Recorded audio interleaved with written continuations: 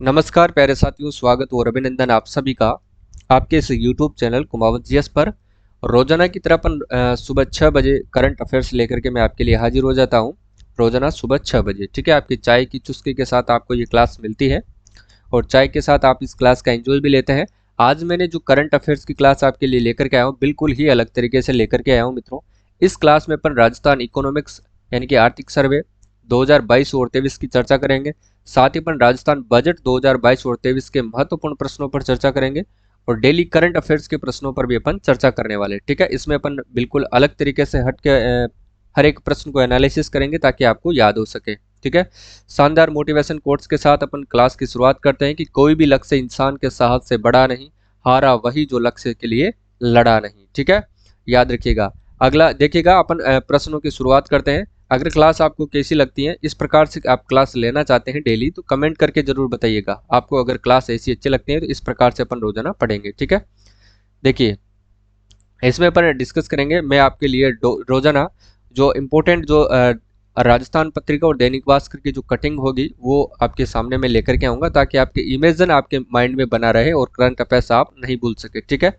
आज का जो देखिएगा, यानी कि राजस्थान में जो हेल्थ इंफ्रास्ट्रक्चर को विश्व स्तर बना करके लोगों को सहज, सुलभ और गुणवत्तापूर्ण इलाज उपलब्ध करवाने की दिशा में जो राजस्थान सरकार वो काम कर रही है, और इनके प्रयासों से राजस्थान जो है आज चिकित्सा सुविधाओं के साथ चिकित्सा शिक्षा में भी अग्रणी बन गया है, ठीक है।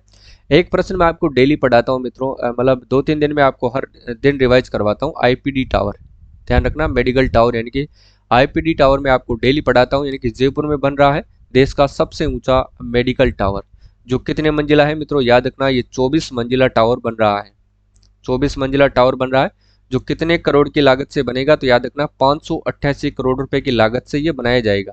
सवाई मानसिंह अस्पताल यानी कि एसएमएस हॉस्पिटल के अंतर्गत ये टावर बनाया जाएगा। ये देख रहे हो, ये टावर है साथियों। इसकी इमेज आपको ध्यान में रखनी है। प्रश्न आपसे 100% एग्जाम में ये पूछा जाएगा, ठीक है ना, ध्यान में रखना है, ठीक है। 100 ओपीडी पंजीकरण काउंटर है इसके अंतर्गत। सत्य असत्य कथन में आपसे पूछा जा सकता है। 2 मंजिला भूमिगत पार्किंग भी है इसके अंतर्गत। 2 मंजिला भूमिगत पार्किंग है, याद रखना। 1200 बेड की इसमें व्यवस्था की गई है और 20 ओटी यानी कि ऑपरेशन थिएटर की इसमें व्यवस्था की गई है, ठीक है। टावर की छत पर गंभीर मरीजों के लिए जो एयर एम्बुलेंस की जो है ना हेलीपैड भी बनाया गया है, यानी कि इसमें एयर एम्बुलेंस जो है वो सेवा मिलेगी। उसके लिए ये जो ऊपर है ये रूफ टॉप है, ये देखिएगा, ये हेलीपैड बनाया गया है। जो भी गंभीर मरीज हो गए उनको ट्रांसफर करने के लिए, उनको रेफर करने के लिए, यानी कि जो है हेलीपैड बनाया गया है, जो हेलीकॉप्टर के माध्यम से वो जा सकेंगे, ठीक है ना। ये आपको अच्छे से याद रखना है। देखिएगा, अगला अपन देखते हैं। देखिए, देखिएगा, चिरंजीवी स्वास्थ्य बीमा योजना, ये भी बहुत ज़्यादा इंपॉर्टेंट है मित्रों, ये आपको याद रखना है। इसकी शुरुआत कब से होती है? इसकी शुरुआत होती है साथियों 1 मई 2021 से इसकी शुरुआत की जाती है। ये भी आपको ध्यान में रखना है, ठीक है। इसके तहत याद रखिएगा साथियों, प्रत्येक परिवार को निःशुल्क उपचार हेतु कितने लाख रुपए का बीमा कवर किया गया है? तो 25 लाख रुपए का तक का बीमा कवर किया गया है। इसकी घोषणा की गई थी बजट 2023 और 24 के अंतर्गत, ठीक है ना। जबकि बजट 2022 और 23 में कितनी थी? 10 लाख रुपए तक का बीमा इसमें कवर किया गया था। ये भी आपको अच्छे से याद रखना है। राजस्थान के 1.40 करोड़ परिवारों को मिल रही 25 लाख तक की निःशुल्क चिकित्सा सुविधा। अब ध्यान रखना साथियों, अंग प्रत्यारोपण से जुड़े जो 37 पैकेज हैं वो इस योजना में शामिल किया गया है। अंग प्रत्यारोपण, ये लाइन आपको याद रखना है। अंग जो रोपण है इसको भी इसके अंतर्गत शामिल कर लिया गया है। याद रखना, 37 पैकेज इसके अंतर्गत शामिल किए गए हैं। कितने?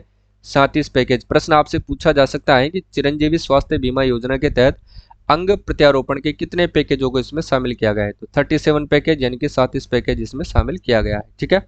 ये आपको अच्छे से याद रखना है। और जो चिरंजीवी दुर्घटना बीमा योजना है साथियों, उसके अंतर्गत याद रखना 10 लाख रुपए तक का जो है वो बीमा कवर किया गया है। यह भी बजट 2023 और 24 के अनुसार, ठीक है। ये आपको याद रखना है। देखिए, आगे चलते हैं। देखिएगा, ये फिर रहा देश का सबसे बड़ा आईपीडी टावर, जिसको अत्याधुनिक जो है सुविधाएं होगी। याद रखना, इसके साथ साथ जो महिला अस्पताल है वहां पर भी 11 मंजिला आईपीडी टावर बन रहा है। इसके लिए मैं इस कटिंग को रखा था, ठीक है, दोबारा। यानी कि महिला जो अस्पताल है वहां पर भी 11 मंजिला आईपीडी टावर बनेगा, जिसके अंतर्गत 117 करोड़ रुपए की लागत से ये निर्माण होगा, ठीक है ना। जो 2 गुना हो जाएगी और अस्पताल की क्षमता क्या हो जाएगी? 2 गुना। और इस टावर के अंतर्गत 500 बेड की क्षमता होगी। कितने? 500 बेड इसके अंतर्गत लगाए जाएंगे। याद रखिएगा, 500 बेड 117 करोड़ की लागत से ये बनाया जाएगा। ये भी आपको ध्यान रखना है, ठीक है ना। दो बातें आपको अच्छे से याद रखनी है, ठीक है। दोनों का आपको ध्यान में रखना है। ये देखिएगा इस प्रकार से ये टावर बनाया जाएगा और यहाँ पर हेलीपैड की सुविधा भी बनाई जाएगी, ठीक है। मंजिलों की बात करते हैं तो 24 मंजिला होगा और इसको 588 करोड़ रुपए की लागत से बनाएगी। राशि आपको अच्छे से याद रखनी है क्योंकि राशि एग्जाम में पूछी जाती है, ठीक है। अब इधर देखिएगा कि पुलेला गोपीचंद राष्ट्रपति द्वारा डॉक्टरेट की मानद उपाधि से सम्मानित, काफी ज्यादा इंपॉर्टेंट है, ध्यान रखिएगा। किसको? पुलेला गोपीचंद। मैं लिख देता हूं, देखिएगा पुलेला गोपीचंद, इनको दी गई है कौन सी उपाधि? देखिएगा डॉक्टरेट की मानद उपाधि से इसको सम्मानित किया गया है, डॉक्टरेट की मानद उपाधि, ठीक है ना। मानद उपाधि से इनको सम्मानित किया गया है, ये आपको अच्छे से याद रखना है। किसने किया है? राष्ट्रपति के द्वारा, ठीक है। कौन है? पुलेला गोपीचंद। भारतीय बैडमिंटन के राष्ट्रीय कोच पुलेला गोपीचंद का कर्नाटक में श्री सत्य Sai university for human excellence के दीक्षांत समारोह के दौरान डॉक्टरेट को जो है डॉक्टरेट की मानद उपाधि से इनको सम्मानित किया गया है। और ये इनकी जो उम्र है साथियों याद रखना 49 वर्ष है, ठीक है ना। और इंग्लैंड जीतने वाले, ध्यान रखना साथियों 29 वर्ष, पुलेला ऑल इंग्लैंड जीतने वाले भारत के दूसरे खिलाड़ी थे, ऑल इंग्लैंड, ठीक है ना, याद रखना। राष्ट्रपति द्रौपदी मुर्मू ने दीक्षांत समारोह में उन्हें सम्मान दिया और गोपीचंद को इससे पहले पद्म भूषण पुरस्कार, अर्जुन पुरस्कार और द्रोणाचार्य पुरस्कार मिल चुके हैं। काफी ज्यादा इंपॉर्टेंट है, याद रखिएगा साथ, ठीक है ना। इनको डॉक्टरेट की मानद उपाधि से सम्मानित किया गया है, पुलेला गोपीचंद, ठीक है, ये आपको याद रखना है। अगला देखते हैं, देखिएगा विश्व पर्यावरण दिवस यानी कि CSC state of India's environment 2023 in figures report की अपन बात करें तो याद रखना पर्यावरण संरक्षण के मामले में जो तेलंगाना है साथियों टॉप पर है, जबकि गुजरात दूसरे नंबर पर है, ये आपको ध्यान रखना है, ठीक है। अब देखिएगा लॉन्चिंग, ये भी काफी ज्यादा इंपॉर्टेंट है, इसको तो आप 3 स्टार लगा लीजिए, 100% आपको एग्जाम में जरूर देखने को मिलेगा। चंद्रमा पर उतरने को तैयार है भारत। लॉन्चिंग रॉकेट यानी कि चंद्रयान 3 तैनात, लैंडर उतारने वाले चौथे देश हम होंगे, याद रखिएगा। यानी कि जो लैंडर है उतारने वाला चौथा देश होगा कौन? भारत। चंद्रयान 3 लॉन्च किया जाएगा, चंद्रयान 3 लॉन्च किया जा रहा है, यह भी आपको याद रखना है, ठीक है ना। और इसका जो नाम है याद रखना साथियों GSLV MK3, ठीक है ना, ये इसका नाम रखा गया है। GSLV MK3 जो है रॉकेट लॉन्च किया जाएगा, ये साइट पर पहुंचाया जाएगा और चंद्रयान 3 असेंबल कर दिया गया है। और ये कहां से होगा साथियों? याद रखना श्रीहरिकोटा से, श्रीहरिकोटा से। और कब लॉन्च किया जाएगा? याद रखना साथियों 13 से 19 जुलाई को, 13 से 19 जुलाई को इसको लॉन्च किया जाएगा श्रीहरिकोटा से, ठीक है ना। अब याद रखना साथियों इसमें एक लैंडर और एक रोवर भेजा जा रहा है, लैंडर और रोवर, इसमें एक तो है लैंडर और एक है रोवर, ठीक है ना, ये भेजा जा रहा है। और याद रखना जो चंद्रमा के दक्षिणी गोलार्ध या फिर दक्षिणी ध्रुव के पास उतरेगा, कहां पर उतरेगा? ये चंद्रमा के दक्षिणी गोलार्ध, चंद्रमा के दक्षिणी गोलार्ध या फिर दक्षिणी ध्रुव पर यह उतरेगा, इतना आपको याद रखना है, ठीक है ना। दक्षिणी ध्रुव पर यह उतरेगा, यह भी आपको याद रखना है। अब तक अमेरिका, रूस और चीन ही ऐसा कर पाए हैं, अब तक अमेरिका, चीन और रूस ही ऐसा कर पाए हैं। इसके बाद चौथा जो देश होगा वो भारत होगा, ठीक है। इसके बाद देखते हैं कि नेशनल स्विमिंग में राजस्थान के युग चेलानी ने कांस्य पदक जीता है। नेशनल स्विमिंग में राजस्थान के युग चेलानी ने कांस्य पदक जीता है। और ये जो थी साथियों याद रखना हैदराबाद में हुई स्विमिंग की नेशनल चैंपियनशिप में राजस्थान के युगल चेलानी ने कांस्य पदक प्राप्त किया है। उन्होंने 400 मीटर यानी कि इंडिविजुअल मेडल में यह पदक मिला है। और युग जो है राजसमंद के रहने वाले हैं, युग चेलानी, इनका संबंध किस जिले से है? तो याद रखना साथियों राजसमंद जिले से इनका संबंध है। युग चेलानी, इन्होंने कौन सा पदक जीता है? ब्रॉन्ज मेडल जीता है। ध्यान रखना हैदराबाद में ये आयोजित हुई थी कौन? स्विमिंग नेशनल चैंपियनशिप, ठीक है ना। 400 मीटर के अंतर्गत इन्होंने ये पदक जीता है, याद रखिएगा। और राजस्थान 13 की संख्या अध्यक्ष कौन है? तो ये भी आपको याद रखना है, अनिल व्यास। राजस्थान 13 की संख्या अध्यक्ष है मित्रों, याद रखना अनिल व्यास, ठीक है, इंपॉर्टेंट है, याद रखिएगा।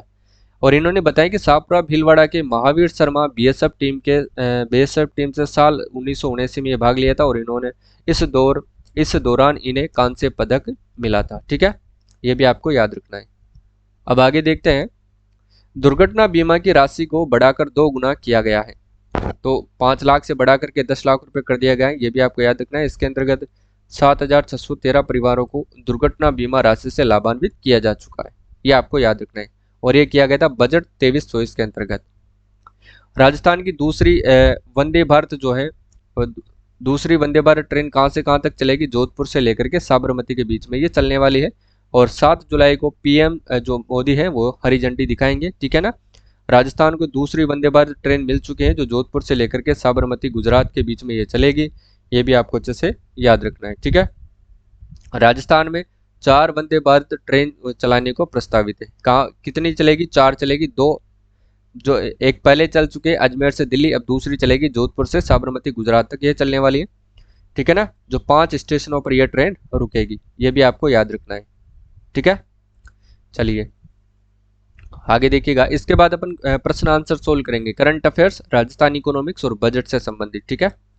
बाबा आमटे दिव्यांग विश्वविद्यालय के प्रथम कुलपति कौन बने? डॉक्टर देव स्वरूप। ये भी काफी ज्यादा इंपॉर्टेंट है क्योंकि बाबा आमटे दिव्यांग जो विश्वविद्यालय साथियों कहाँ पर बनाया जा रहा है? तो याद रखना जामडोली जयपुर में ये बनाया जा रहा है। जामडोली जयपुर के अंदर ये बनाया जा रहा है, ठीक है। ये आपको याद रखना है। और इसके जो कुलपति कौन बने हैं? याद रखना डॉक्टर देव स्वरूप। और इनको जो कुलपति कौन नियुक्त करते हैं? तो याद रखना साथियों राज्यपाल के द्वारा ये नियुक्त किए जाते हैं। और राज्यपाल कौन है? कलराज मिश्र है, ये भी आपको याद रखना है। और जो राज्यपाल होते हैं मित्रों, ये राज्य के सभी विश्वविद्यालयों के कुलाधिपति होते हैं, ठीक है ना, याद रखना है। और डॉक्टर देव स्वरूप इससे पहले याद रखना ये डॉक्टर भीमराव अंबेडकर ला यूनिवर्सिटी के पूर्व कुलपति थे, ये भी आपको याद रखना है, ठीक है। अगला देखते हैं, देखिएगा ये भी काफी बेहतर प्रश्न है, बहुत शानदार प्रश्न है, एग्जाम के लायक है। बेहतर इम्यूनिटी पर जोर देने के लिए प्रदेश में हर घर में तुलसी, कालमेघ, अश्वगंधा और गिलोय, ये कौन सी योजना है? घर घर औषधि योजना। इसके तहत राजस्थान में कितने पौधे दिए गए थे? 4 पौधे, यानी कि कौन कौन से? तुलसी, कालमेघ, अश्वगंधा और गिलोय, ये आपको अच्छे से याद रखना है, ठीक है। और हर घर औषधि योजना के जरिए राजस्थान को स्वस्थ बनी रहे राज्य सरकार, यानी कि 519 लाख पौधे इन्होंने वितरित किए हैं, ये भी आपको अच्छे से याद रखना है, ठीक है। अगला देखिए, अब अपन शुरुआत करते हैं प्रश्नों की। देखिएगा यहां से अपन प्रश्नों की शुरुआत कर देते हैं। देखिए, राजस्थान सरकार विश्वकर्मा कामगार कल्याण योजना के तहत आवश्यक औजार खरीदने के लिए कितना अनुदान दिया जाएगा? याद रखिएगा मित्रों, राजस्थान सरकार द्वारा जो विश्वकर्मा कामगार कल्याण योजना है, इसके तहत आवश्यक औजार खरीदने के लिए कितने रुपए का अनुदान दिया जाएगा? तो 5,000 रुपए का अनुदान दिया जाएगा। इसके साथ ही आपको याद रखना है साथियों 30,000 हस्तशिल्पी, 30,000 हस्तशिल्पी व कामगारों को इनके उत्पादों के विपणन के लिए, ठीक है ना, इनके जो उत्पाद है इनके विपणन के लिए याद रखना साथियों इनको कितने रुपए की सहायता राशि दी जाएगी? 10,000 रुपए की इनको सहायता राशि दी जाएगी, ये भी आपको अच्छे से याद रखना है, ठीक है। क्लियर है? देखिएगा जैसे सिलाई मशीन ये खरीद सकते हैं, इसके लिए इनको ये जो है ये 5,000 रुपए दिया जाएगा। अब अपन अगला प्रश्न देखते हैं, नेक्स्ट क्वेश्चन देखिएगा। देखिए, प्रदेश में राज्य स्तर पर साइबर सुरक्षा लैब कहाँ पर स्थापित की जाएगी? साइबर सुरक्षा जो लैब है ये जयपुर के अंदर स्थापित की जाएगी। और जयपुर में भी कहाँ पर स्थापित की जाएगी? तो राजस्थान पुलिस अकादमी जयपुर के अंतर्गत ये लैब जो है स्थापित की जाएगी, ठीक है। राजस्थान इंटरनेशनल सेंटर जयपुर की अगर बात करें तो साथियों ये कहाँ पर स्थापित किया गया है? तो याद रखना साथियों ये झालाना जयपुर में स्थापित किया जा रहा है, ठीक है। झालाना जयपुर के अंतर्गत ये स्थापित किया गया है। और इसके प्रथम जो निदेशक हैं साथियों किसको बनाया गया है? निहाल चंद गोयल यानी कि NC गोयल को बनाया गया है, ठीक है। ये भी आपको अच्छे से याद रखना है। राजस्थान साहित्य अकादमी उदयपुर की बात करते हैं अपन, तो याद रखना ये कहाँ पर स्थित है? उदयपुर के अंदर स्थित है। और इसके तहत जो सर्वोच्च पुरस्कार दिया जाता है वो कौन सा पुरस्कार दिया जाता है? सूर्यमल मिशन पुरस्कार इसके तहत दिया जाता है, ये भी आपको अच्छे से याद रखना है, ठीक है। राजस्थान साहित्य भाषा साहित्य एवं संस्कृति अकादमी जो है बीकानेर के अंदर है। इसका मुख्यालय कहाँ पर है? बीकानेर है। जबकि इसके अध्यक्ष की अगर अपन बात करें तो मित्रों अध्यक्ष कौन है इसका? तो याद रखना शिवराज छंगाणी है। शिवराज छंगाणी जो है इसके अध्यक्ष हैं, ठीक है ना।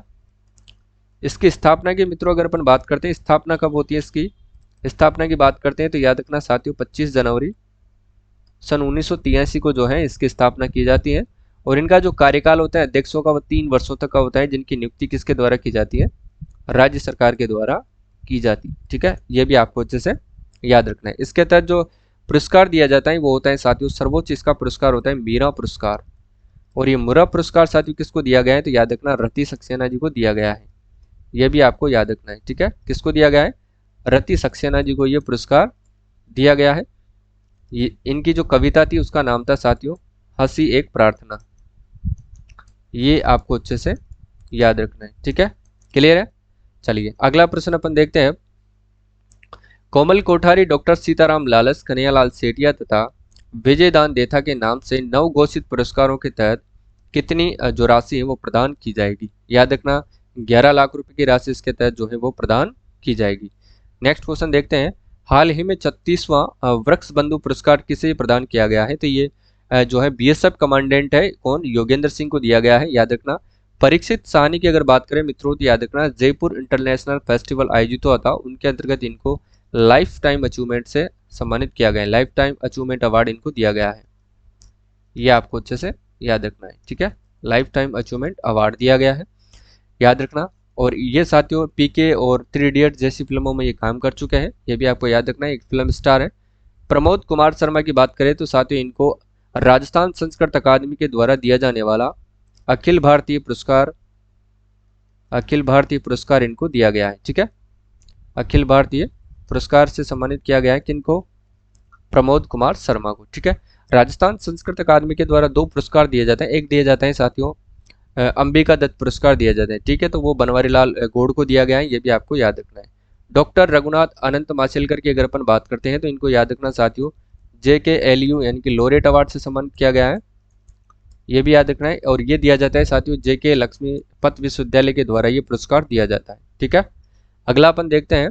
लक्ष्य चाहर का एशियन गेम यानी कि मुक्केबाजी के लिए चयन हुआ है और इनका संबंध साथियों किस खेल से है? तो याद रखना जो है इनका संबंध साथियों किस जिले से है? सॉरी, किस जिले से है, खेल से नहीं, जिले से है। तो जयपुर से इनका संबंध है और खेल कौन सा है? मुक्केबाजी खेल है। ठीक है, जोधपुर, उदयपुर और बीकानेर की अगर अपन बात करते हैं साथियों, उदयपुर की कौन रहने वाले, मैं आपको रिलेट करके बता देता हूँ। कैप्टन शिवा चौहान की अगर अपन बात करते हैं, क्योंकि ये प्रश्न काफी ज्यादा इंपॉर्टेंट है, एग्जाम में आपसे पूछा जा सकता है। तो शिवा चौहान कौन है साथियों? जयपुर के निवासी है।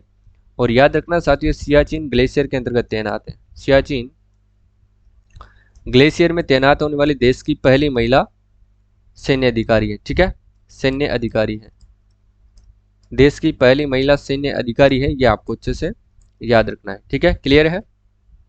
देखिए आगे अपन देखते हैं। 31वीं जूनियर ताइक्वांडो चैंपियनशिप में 22 जिलों में से कौन सा जिला प्रथम स्थान पर रहा है?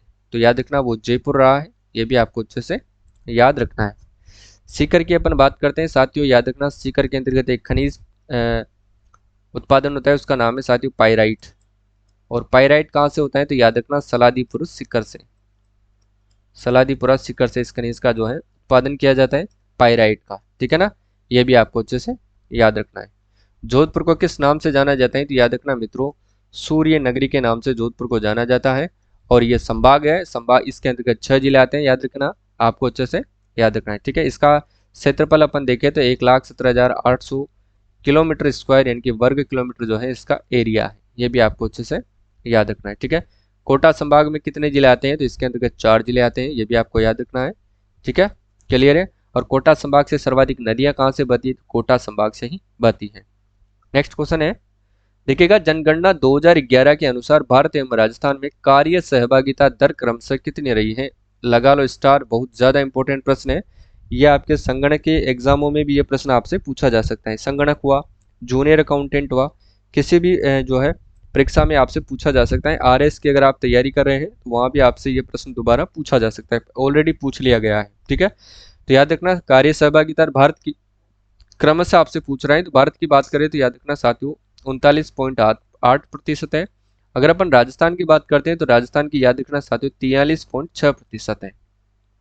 क्लियर है। इसके बाद मित्रों अगर अपन बात करते हैं 64.6% और 52.1%, ये क्या चीज है? तो ये आपको याद रखना है साथियों। देखिएगा ये भारत की महिला साक्षरता दर है, याद रखना ये है महिला साक्षरता दर, महिला साक्षरता दर। और भारत की कितनी है? भारत की है 64.6%, जबकि राजस्थान की अगर अपन बात करते हैं तो राजस्थान की है मित्रों कितनी? 52.1%। ठीक है, इसी के साथ अगर अपन बात करते हैं मित्रों तो याद रखना 80.9 और 79.2% ये पुरुष साक्षरता दर है, पुरुष साक्षरता दर है, ये भी आपको अच्छे से याद रखना है। ठीक है ना, क्रम से आपको याद रखना है, पहले ये भारत की है, याद रखना है आपको, और ये किसकी है? ये राजस्थान की है। ठीक है, क्लियर है। अब देखिएगा 73.0% और 66.1% क्या है, तो ये आपको अच्छे से याद रखना है। ये साथियों भारत की कुल साक्षरता दर है 73.0। ये साक्षरता दर आपसे पूछ लिया जाता है, साक्षरता दर कुल ऑल ओवर पूछ लिया जाता है महिला पुरुषों के, और ये राजस्थान की है। ठीक है, ये आपको अच्छे से याद रखना है, 66.1%। नेक्स्ट देखिएगा, अग्रिम अनुमानों के अनुसार 2022 और 23 में स्थिर कीमतों पर 2011-12 में राजस्थान की प्रति व्यक्ति आय कितनी है। अग्रिम अनुमानों के अनुसार 22-23 में स्थिर कीमतों पर यानी कि स्थिर मूल्यों पर 2011-12 के अनुसार राजस्थान की प्रति व्यक्ति आय कितनी है, यानी कि पर कैपिटा इनकम आपसे पूछ रहा है, किस पर, स्थिर कीमतों पर। तो याद रखना साथियों, स्थिर कीमतों पर हमेशा कम होता है, तो वो कितनी है, 86,134 करोड़ रुपए। ये तो है साथियों स्थिर कीमतों पर, स्थिर कीमतों पर, ये आपको याद रखना है। और इसी के साथ ये 1,56,149 करोड़ रुपए पूछे, तो याद रखना साथियों, ये याद रखना ये क्या है, प्रचलित कीमतों पर है, प्रचलित कीमतों पर है, प्रचलित कीमतों पर। ठीक है ना, ये दोनों क्या है, पर कैपिटा इनकम है, यानी कि प्रति व्यक्ति आय है। दोनों आंकड़े में आपको एक साथ बता दिया हूं, प्रति व्यक्ति आय। अगर वृद्धि की बात करते हैं साथियों, तो याद रखना स्थिर कीमतों पर कितनी वृद्धि हुई है गत वर्ष की तुलना में, तो याद रखना 6.94% जो है गत वर्ष की तुलना में वृद्धि हुई है। इसी के साथ अगर अपन बात करते हैं प्रचलित कीमतों पर, तो याद रखना साथियों 14.85% की जो है वृद्धि हुई है। ये आपको अच्छे से याद रखना है। अब बात करते हैं अपन 7,99,449 जो करोड़ रुपए हैं, ये क्या है, याद रखना यह है सकल राज्य घरेलू उत्पाद। ठीक है, यानी कि जीएसडीपी जिसको अपन बोलते हैं, जीएसडीपी यानी कि क्या बोलते हैं इसको, ग्रोस स्टेट डोमेस्टिक प्रोडक्ट। ठीक है ना, ये है स्थिर कीमतों पर, स्थिर कीमतों पर, स्थिर कीमतों पर 2011 और 12 के अनुसार क्या है, सकल राज्य घरेलू उत्पाद जो है स्थिर कीमतों पर कितना है, तो 7,99,449 करोड़ रुपए, याद रखिएगा। और प्रचलित कीमतों की बात करते हैं, तो प्रचलित कीमतों पर हमेशा याद रखना ज्यादा होता है, यानी कि स्थिर कीमतों की अपेक्षा प्रचलित कीमतों पर ज्यादा होता है। तो याद रखना 14,13,420 करोड़ रुपए ये प्रचलित कीमतें हैं, याद रखना साथियों, प्रचलित कीमतों पर, प्रचलित कीमतों पर। ठीक है ना, तो ये दोनों मिलाकर के ये दोनों क्या है, तो याद रखना जीएसडीपी है, यानी कि सकल राज्य घरेलू उत्पाद। ठीक है, इनकी वृद्धि की बात करते हैं, तो साथियों वृद्धि आपको अच्छे से याद रखनी है, क्योंकि वृद्धि एग्जाम में पूछ ली जाती है। सकल राज्य घरेलू उत्पाद जो है गत वर्ष की तुलना में कितने प्रतिशत की वृद्धि दर्ज किया है, तो याद रखना साथियों यहाँ पर किया है 8.9%। ठीक है ना, 8.19%, ये आपको अच्छे से याद रखना है। यानी याद रखना प्रचलित कीमतों की अगर बात करें, तो याद रखना 16.04% है, ये भी आपको अच्छे से याद रखना है। ठीक है, ये प्रचलित कीमतों पर है, यानी आपको ऐसे याद रख लेना है 14,13,420, और स्थिर कीमतों पर याद रख लेना है 79, 94 या फिर 49। इस प्रकार से याद रखोगे आपको अच्छे से याद, बस याद नहीं करना है, आपको आंकड़ों को देखना है, बार बार देखना है इनको, जितना देखोगे आपके दिमाग में इस टाइम इमेज टाइप में ये आपके सेव हो जाएंगे। ठीक है, ये आपको अच्छे से याद रखना है। इसके साथ अगर मैं आपको बताऊं शुद्ध राज्य घरेलू उत्पाद, तीनों के तीनों आपको यही क्लियर कर देता हूं, शुद्ध राज्य घरेलू उत्पाद यानी कि नेट स्टेट डोमेस्टिक प्रोडक्ट की अपन बात करेंगे, शुद्ध राज्य घरेलू उत्पाद,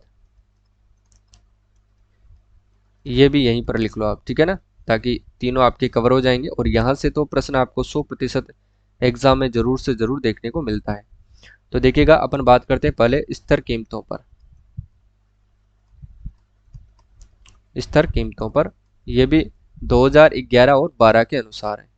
तो स्थिर कीमतों पर कितना है ये आपको ध्यान रखना है। ठीक है, तो याद रखना 6,94,771, 6,94,771 करोड़ रुपए जो है इसकी राशि है, ये भी आपको याद रखना है। इसके साथ अगर अपन बात करते हैं प्रचलित कीमतों पर,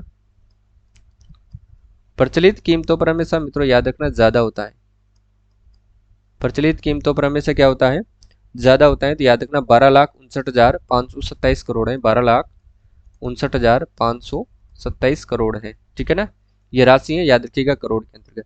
अगर अपन वृद्धि की बात करते हैं, तो साथियों याद रखना वृद्धि की अगर अपन बात करें, तो स्थिर कीमतों पर कितनी जो वृद्धि हुई है गत वर्ष की तुलना में 8.11% की वृद्धि दर्ज हुई है। जबकि प्रचलित कीमतों की अगर अपन बात करें, तो याद रखना गत वर्ष की तुलना में 16.10% हुई है, यानी कि 16.10% की वृद्धि दर्ज हुई है। ठीक है, क्लियर है आपका? यहीं पर मैंने तीनों चीज क्लियर करवा दी है, प्रति व्यक्ति आय, पर कैपिटा इनकम और ग्रॉस स्टेट डोमेस्टिक प्रोडक्ट, यानी कि सकल राज्य घरेलू उत्पाद और शुद्ध राज्य घरेलू उत्पाद। ठीक है, याद रखिएगा। अगला देखते हैं अपन। अब ये जो प्रश्न है साथियों, ये भी काफी ज्यादा इंपॉर्टेंट है, इनके राजस्थान के सामान्य थोक मूल्य सूचकांक का आधार वर्ष है। इसको तो आरएस की परीक्षा में साथियों 2 बार पूछ लिया गया है, एज इट इज 2 बार पूछा गया है। एक बार 2016 में इसको पूछा गया था और एक बार 2021 में इसको पूछा गया था। ठीक है, ये आपको याद रखना है। तो याद रखना है, इसका जो आधार वर्ष है 199 से लेकर के 2000 बराबर 100 रखा गया है। ये भी आपको अच्छे से याद रखना है। ठीक है, और औद्योगिक श्रमिकों का आधार वर्ष है साथियों 2016 बराबर 100। ये जो है ये आधार वर्ष किसका है? तो याद रखना, औद्योगिक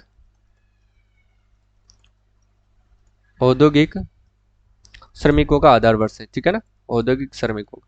और ये जो आधार वर्ष है साथियों, याद रखना, इसके 3 केंद्र हैं। एक तो है अलवर, एक है जयपुर, पहले अजमेर था साथियों, उसको हटा दिया गया है, उसकी जगह अलवर को लिया गया है। ठीक है, भीलवाड़ा। इन तीनों के अंतर्गत कितनी कितनी जो है वृद्धि दर्ज की गई है, ये भी ध्यान रखिएगा।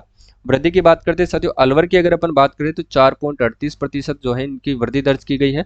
और जयपुर की बात करें तो 6.04% की वृद्धि दर्ज की गई है। जबकि भीलवाड़ा की बात करें तो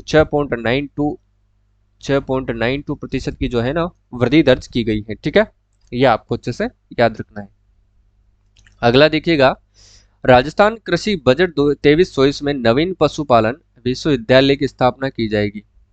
यानी कि नवीन पशुपालन जो है विश्वविद्यालय की स्थापना साथियों कहाँ पर की जाएगी, ये आपको बताना है। ठीक है, तो इसकी स्थापना कहाँ पर की जाएगी? तो याद रखना, जोबनेर के अंतर्गत इसकी स्थापना की जाएगी। जोबनेर जयपुर में है। डेगाना की अपन बात करते हैं तो साथियों याद रखना, यहाँ पर एक टंगस्टन खनिज जो है उत्पन्न होती है। टंगस्टन यहाँ से खनन किया जाता है। इसके साथ साथ साथियों डेगाना के हाल ही में नवीनतम भंडार पाए गए हैं। लिथियम के भंडार भी यहाँ पर पाए गए हैं, जिसको अपन बोलते हैं व्हाइट गोल्ड, जो बैटरी उद्योग के काम में आता है। राजभवन की बात करें तो साथियों याद रखना, यहाँ पर एक पार्क है, उसका नाम है संविधान पार्क। संविधान पार्क ये कहाँ पर स्थित है? तो राजभवन जयपुर में है। और इसका लोकार्पण किया था राष्ट्रपति द्रौपदी मुर्मू ने। कब? 3 जनवरी को। ठीक है ना, 3 जनवरी 2023 को इसका लोकार्पण किया गया है। ये इंपॉर्टेंट है, याद रखिएगा। जामडोली की बात करते हैं। जामडोली जयपुर की अगर अपन बात करें तो यहाँ पर राजस्थान इंटरनेशनल सेंटर की स्थापना की गई है, यानी कि RIC, जिसके अपन चर्चा कर चुके हैं। और इसके जो प्रथम निदेशक किसको बनाया गया है? तो याद रखना साथियों, निहाल चंद गोयल को बनाया गया है। निहाल चंद गोयल, ये आपको याद रखना है। ठीक है, निहाल चंद गोयल को बनाया गया है। इंपॉर्टेंट है, याद रखिएगा। चलिए अगला अपन देखते हैं।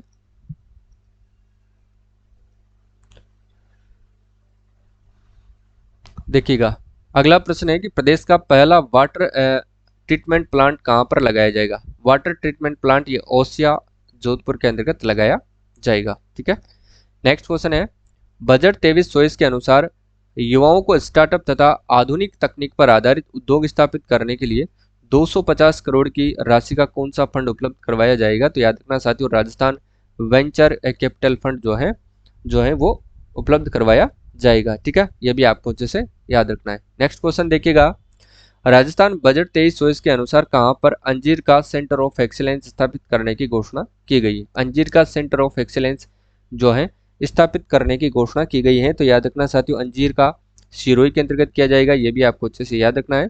इसके साथ ही 2 सेंटर और स्थापित किए जाएंगे। वो कहाँ कहाँ पर किए जाएंगे? तो याद रखना साथियों, एक तो किया जाएगा अमरूद उत्कृष्टता प्रशिक्षण केंद्र, एक तो किया जाएगा अमरूद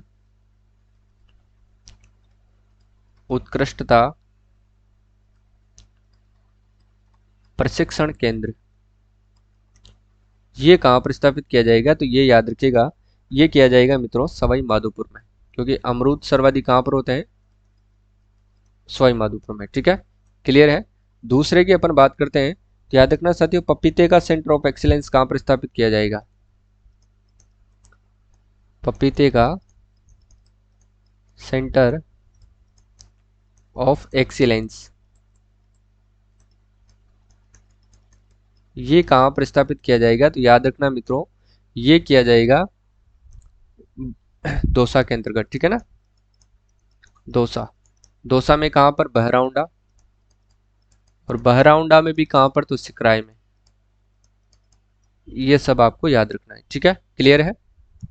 चलिए अगला जो प्रश्न है वो अपन देखते हैं। देखिएगा, नेक्स्ट क्वेश्चन है, राजस्थान बजट 23-24 के अनुसार सैनिक सदन एवं महिला कौशल विकास केंद्र का निर्माण किया जाएगा। ये कहाँ पर किया जाएगा? याद रखना, ये सीकर जिले के अंतर्गत किया जाएगा, ठीक है। कहाँ पर किया जाएगा? सीकर। और यहीं पर पायराइट खनिज का उत्पादन होता है। और महाराव शेखाजी सैन्य अकादमी की स्थापना भी सीकर जिले में की जाएगी, ठीक है। इतना आपको याद रखना है। पाली की बात करते हैं तो गो आईवीएफ सेंटर यहाँ पर खोला जाएगा, देश का पहला होगा। खेलो अभियान की शुरुआत यहाँ से हो रही है। यहाँ पर सोजत के अंतर्गत जो मेहंदी उत्पादित की जाती है उसका आपको ध्यान रखना है। मेहंदी उत्पादित की जाती है मित्रों, उसको जीआई टैग दिया गया, यानी कि भौगोलिक संकेतक उसको मिल चुका है। भीलवाड़ा की बात करते हैं। भीलवाड़ा जिसको अपन कहते हैं साथियों टेक्सटाइल सिटी, यानी कि राजस्थान का मैनचेस्टर भी इसको कहते हैं। और सूती वस्त्र जो निर्यातक नगर है वो भीलवाड़ा को किया गया है। तो इसको जो सूती वस्त्र निर्यातक नगर का दर्जा मिला था सन 2009 में, किसने दिया था? केंद्र सरकार के द्वारा दिया गया था, ठीक है, भीलवाड़ा। और याद रखना साथियों, अभ्रक की पैदावार कहाँ से होती है? अभ्रक जो खनन होता है ये भीलवाड़ा से ही होता है, ये भी आपको अच्छे से याद रखना है। और सूती वस्त्र उद्योग की जो मिल है, मारवाड़ मिल की स्थापना भी यहीं पर की गई थी। कब की गई थी? सन 1938 के अंतर्गत, ठीक है ना। अगला देखिएगा, राजस्थान बजट 2023-24 के अनुसार integrated resource recovery park important है, याद रखना इसकी स्थापना कहाँ पर की जाएगी? तो याद रखना साथियों, इसकी स्थापना की जाएगी जमुआ रामगढ़ जयपुर के अंतर्गत। कहाँ पर की जाएगी? जमुआ रामगढ़ जयपुर। पुष्कर की बात करते हैं तो साथियों याद रखना इसको वेटिकन सिटी के रूप में विकसित किया जाएगा। रानपुर कोटा की बात करते हैं तो रानपुर से याद रखना साथियों यहाँ पर एक तो जय मिनेश आदिवासी विश्वविद्यालय की स्थापना की जाएगी। जय मिनेश आदिवासी विश्वविद्यालय की स्थापना की जाएगी। और यहाँ पर साथियों याद रखना देश का राज्य का पहला एग्रो फूड पार्क कहाँ पर विकसित किया गया था? एग्रो फूड पार्क, वो भी रानपुर कोटा के अंतर्गत ही किया गया था, ठीक है ना, रानपुर कोटा। दूसरा किया गया था बोरानाड़ा जोधपुर में, बोरानाड़ा जोधपुर के अंतर्गत, ठीक है। तीसरा किया गया था श्रीगंगानगर में। चौथा किया गया था साथियों अलवर के अंतर्गत। और पांचवा भी प्रस्तावित है, जो कहां पर है? झालावाड़ के अंदर प्रस्तावित है। ये आपको याद रखना है, ठीक है। झालाना की बात करते हैं। झालाना की बात करते हैं तो साथियों याद रखना झालाना में आरआईसी सेंटर की स्थापना की गई है। हाँ, राजस्थान इंटरनेशनल सेंटर की स्थापना यहाँ पर की गई झालाना में, ठीक है। जामडोली जयपुर के अंतर्गत बाबा आमटे दिव्यांग विश्वविद्यालय की स्थापना की गई है।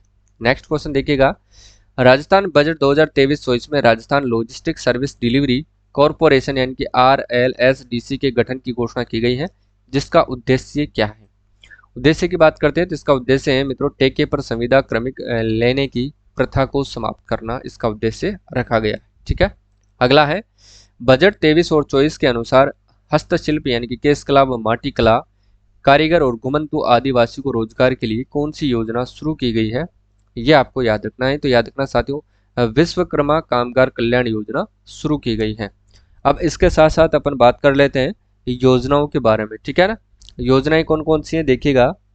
सबसे पहले अपन बात करते हैं मित्रों इंदिरा रसोई योजना की। इंदिरा रसोई योजना की बात करते हैं तो याद रखना इंदिरा रसोई जो योजना है इसकी शुरुआत होती, राजीव गांधी जयंती कब मनाई जाती है? 20 अगस्त 2022 को 20 अगस्त को मनाई जाती है। तो यानी कि इसकी शुरुआत हुई थी 20 अगस्त 2022 को इसकी शुरुआत हुई थी, ये आपको याद रखना है साथियों।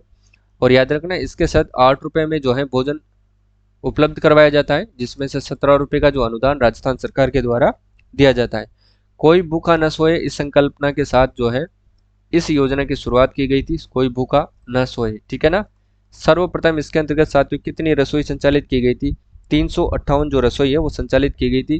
कितने निकायों के अंतर्गत? 213 निकायों के अंतर्गत, ठीक है। लेकिन बजट 2022 और 23 के अंतर्गत 1000 रसोई जो है इसको बढ़ा करके 1000 कर दी गई थी। इसी के साथ साथियों बजट 2023 और 24 के अंतर्गत जो है इसकी संख्या 2000 कर दी गई है, ठीक है। समस्त 213 निकायों में अभी वर्तमान में 973 जो रसोइयां हैं वो संचालित हैं, बाकी आगे और की जाएगी, ठीक है। ये भी आपको याद रखना है। अगर बात करते हैं साथियों अपन भोजन के अंतर्गत क्या क्या शामिल है, मेन्यू की बात करते हैं। इंदिरा रसोई का जो मेन्यू है याद रखना 100 ग्राम इसके अंतर्गत दाल दी जाती है, 100 ग्राम दाल दी जाती है। और याद रखना साथियों 100 ग्राम इसके अंतर्गत सब्जी दी जाती है, ठीक है ना। 100 ग्राम दाल, 100 ग्राम सब्जी और 250 ग्राम इसके अंतर्गत साथियों याद रखना चपाती दी जाती है, और चपाती के साथ सम्मिलित किया गया इसमें आचार, ठीक है। और कोई भी जो उपभोक्ता है, जो खाने वाला है, वो दोबारा भी खाना इसके अंतर्गत ले सकता है। खाने के समय की बात करें मित्रों तो याद रखना दोपहर का भोजन मिलता है आपको सुबह 8 बजे से लेकर के मध्याह्न यानी कि शाम को 3 बजे तक, और रात्रि का जो खाना मिलता है आपको शाम को 5 बजे से लेकर के रात्रि 9 बजे तक। ये भी आपको अच्छे से ध्यान रखना है, इसका टाइम ध्यान रखना है, टाइम के अनुसार ही आपको यहाँ पर खाना उपलब्ध करवाया जाता है, ठीक है। चिरंजीवी स्वास्थ्य बीमा योजना की बात करते हैं तो इसकी जो शुरुआत है साथियों, चिरंजीवी स्वास्थ्य बीमा योजना की शुरुआत कब से होती है? 1 मई 2021 से इसकी शुरुआत की जाती है। 1 मई 2021 से इसकी शुरुआत की जाती है। इसके तहत जो बीमा कवर किया जाता है साथियों, चिरंजीवी स्वास्थ्य बीमा योजना, ये तो विश्व कामगार कल्याण योजना है। इसकी बात करते हैं तो 1 मई 2021 से इसकी शुरुआत की जाती है, ये आपको ध्यान रखना है। इसके तहत साथियों पहले कितना 10 लाख रुपए तक का जो है बीमा कवर किया जाता था, लेकिन बजट 2023 और 24 के अनुसार इसे बढ़ा करके कितना कर दिया है साथियों, याद रखना 25 लाख रुपए इसके अंतर्गत इसको कर दिया गया है। ये आपको ध्यान रखना है। और इम्पोर्टेंट योजना है साथियों, ये प्रश्न आपसे जरूर पूछा जाएगा। इसमें एक लाइन आपको नोट लगा करके लिखनी है। क्या लिखनी है याद रखना साथियों, 1 अप्रैल 2022 से, याद रखना 1 अप्रैल 2022 से इस योजना के अंतर्गत अंग प्रत्यारोपण को भी शामिल कर लिया गया है, जिसके साथ ही इसके अंतर्गत 37 पैकेजों को शामिल किया गया है। ये भी आपको याद रखना है, प्रश्न एग्जाम में पूछा जा सकता है, ठीक है। प्रारंभ के अंतर्गत इसको याद रखना साथियों 1572 जो पैकेज थे वो इसमें शामिल किए गए हैं, और 1633 उपचार पैकेज इसमें सम्मिलित हैं, जिनके 61 जोड़े हैं। जोड़ो आपसे पूछ लिया जाता है। और इसकी क्या गारंटी है देखिएगा, जब कोई भी मरीज जो है चिकित्सालय में भर्ती होता है तो उसके 5 दिन पूर्व, ठीक है, भर्ती होने के 5 दिन पूर्व और 15 दिन बाद का जो खर्चा है वो इसमें शामिल है, ठीक है। 5 दिन पहले और 15 दिन जो बाद का है इसके अंतर्गत खर्चा जो है वो शामिल है। ये लाइनें आपको अच्छे से याद रखनी, ठीक है। चिरंजीवी दुर्घटना बीमा योजना की बात करें तो याद रखना इसकी शुरुआत हुई थी 1 मई 2022 से। 1 मई 2022 से चिरंजीवी दुर्घटना बीमा योजना की शुरुआत हुई थी, और इसके अंतर्गत भी याद रखिएगा साथियों पहले 5 लाख रुपए का बीमा था दुर्घटना बीमा, और अब बढ़ा करके कितना कर दिया गया है, 10 लाख रुपए कर दिया गया है। किसको? दुर्घटना बीमा को। ये भी आपको अच्छे से याद रखना है, ठीक है। इंदिरा गांधी शहरी रोजगार गारंटी योजना, इसकी अगर अपन बात करते हैं तो याद रखना साथियों इसके तहत 125 दिवस का रोजगार उपलब्ध करवाया जाएगा, मांगे जाने पर 15 दिन के अंदर अंदर जो है उपलब्ध करवा दिया जाएगा, ठीक है ना। और इसके अंतर्गत साथियों आयु सीमा भी निर्धारित की गई है, 18 से लेकर के 18 से 60 वर्ष तक के जो भी व्यक्ति है उनको इसके अंतर्गत जो है पात्र माने जाएंगे, ठीक है। जॉब कार्ड के आधार पर जो है इनको जॉब दिया जाएगा, ये भी आपको अच्छे से याद रखना है। क्लियर है? अब देखिएगा अगला प्रश्न अपन देखते हैं, राजस्थान सरकार द्वारा घर घर औषधि योजना की शुरुआत कब की गई थी? इंपॉर्टेंट योजना है जिसके अपन आगे चर्चा कर चुके हैं। सर्वप्रथम देखिएगा घर घर औषधि योजना की अगर अपन बात करें ना मित्रों तो इसकी शुरुआत कब की गई थी, याद रखिएगा इसकी जो शुरुआत की गई थी घर घर औषधि योजना 1 अगस्त 2021 को इसकी शुरुआत की जाती है, ठीक है ना। और इसके तहत 4 पौधे दिए जाते हैं साथियों, एक तो दिया जाता है तुलसी, एक दिया जाता है गिलोय, और एक दिया जाता है अश्वगंधा जो आपकी इम्यूनिटी बढ़ाने के लिए काम में आता है, और एक दिया जाता है साथियों कालमेघ, ठीक है। ये आपकी इम्यूनिटी को बूस्ट करते हैं, इसलिए ये 4 पौधे दिए जाते हैं, ठीक है। प्रथम चरण की शुरुआत हुई थी साथियों 2 अक्टूबर 2021 से। 2 अक्टूबर 2021 से इसके प्रथम चरण की शुरुआत होती है, ये भी आपको याद रखना है। 3 अक्टूबर 2019 की अगर अपन बात करें तो साथियों इस दिन क्या हुआ था, सिलिकोसिस नीति की शुरुआत की गई थी। सिलिकोसिस नीति, इसकी बीमारी से बचाव के लिए एक ऐप भी लॉन्च किया गया है, तो याद रखना कवच ऐप लॉन्च किया गया है बचाव उपचाव के लिए, ठीक है। और 1 फरवरी 2019 की अगर अपन बात करें तो साथियों इस दिन से कौन सी योजना की शुरुआत की गई थी, मुख्यमंत्री युवा संबल योजना। मुख्यमंत्री युवा संबल योजना, ये भी आपको याद रखना है, ठीक है ना। मुख्यमंत्री युवा संबल योजना की शुरुआत की गई थी 1 फरवरी 2019 से, और ये बेरोजगारी भत्ताओं से संबंधित है, जिसके अंतर्गत पुरुषों को 4,000 रुपये दिया जाता है, जबकि बालिकाओं और महिलाओं को 4500 रुपये और ट्रांसजेंडर को 4500 रुपये इसके अंतर्गत दिया जाता है। ठीक है, ये भी आपको याद रखना है। ठीक है, अब देखिए 26 अक्टूबर 2020 की अगर अपन बात करते हैं, 26 अक्टूबर 2020 की बात करें मित्रों, तो याद रखना, देखिएगा इस दिन शुद्ध के लिए युद्ध अभियान की शुरुआत की गई थी। शुद्ध के लिए युद्ध अभियान, ये अभियान भी काफी ज्यादा इंपॉर्टेंट है, कई बार एग्जामों में इसे प्रश्न पूछा गया है। ठीक है, आगे देखिएगा, अब आगे का जो प्रश्न है वो क्या है, राजस्थान सरकार द्वारा इंदिरा रसोई योजना की शुरुआत कब की गई थी? राजस्थान सरकार द्वारा इंदिरा रसोई योजना की शुरुआत कब की गई थी? तो अभी अपन बात कर चुके हैं, इंदिरा रसोई योजना की शुरुआत की गई थी 20 अगस्त 2020 को। ऑप्शन ए इसमें राइट आंसर है। ठीक है, इंदिरा रसोई की अगर मैं आपको इसमें डिटेल से पूरी बता देता हूँ। ठीक है, शुरुआत की जाती है 20 अगस्त 2020 की जाती है। संकल्पना थी साथियों इसकी, कोई भूखा न सोए, कोई भूखा न सोए, यह आपको अच्छे से याद रखना है। ठीक है, इसके अंतर्गत जो भोजन उपलब्ध करवाए जाते हैं वो 8 रुपए में करवाए जाते हैं, जबकि 17 रुपए का जो अनुदान है वो कौन देती है? वो राज्य सरकार देती है। सर्वप्रथम इसके अंतर्गत 358 रसोइयां संचालित की गई थी समस्त 2213 निकायों में। ठीक है, जिसे राजस्थान बजट 2022 और 23 के अंतर्गत बढ़ा करके कितनी कर दी गई थी? 1000 कर दी गई थी। और वर्तमान में 973 जो रसोइयां संचालित हैं, जिसे अब ध्यान रखना साथियों 2023 और 24 में बढ़ा करके कितनी कर दी गई है? 2000 रसोइयां कर दी गई है। ये भी आपको याद रखना है। ध्यान रखना भोजन की जो है, भोजन जब आपको भोजन वहां पर मिलता है तो याद रखिएगा मित्रों, कब कब मिलता है? दोपहर का भोजन आपको दिया जाता है सुबह 8 से लेकर के 8 से 3 बजे तक दिया जाता है। ठीक है ना, और रात्रि का जो भोजन दिया जाता है वो दिया जाता है 5 बजे से लेकर के 9 बजे तक। ठीक है, क्लियर है?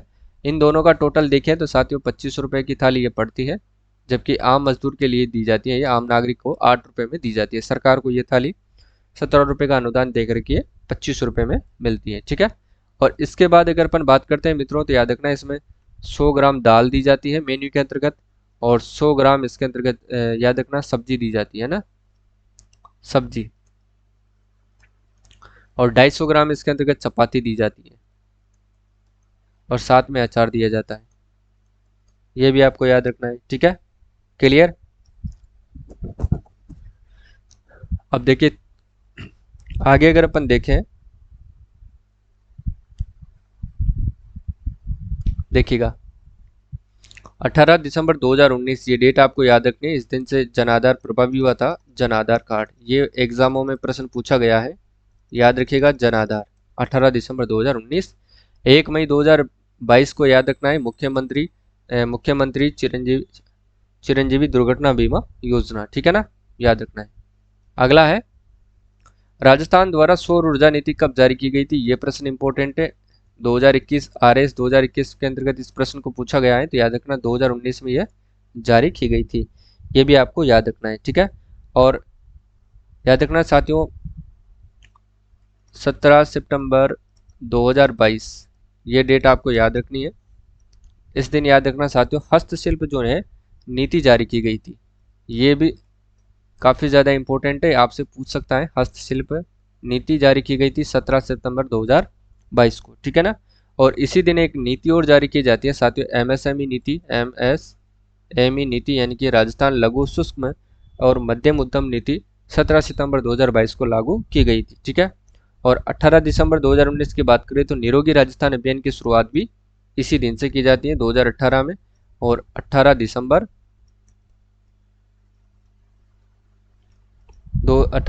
2019 के अंतर्गत। ठीक है ना, 2019 निरोगी राजस्थान अभियान।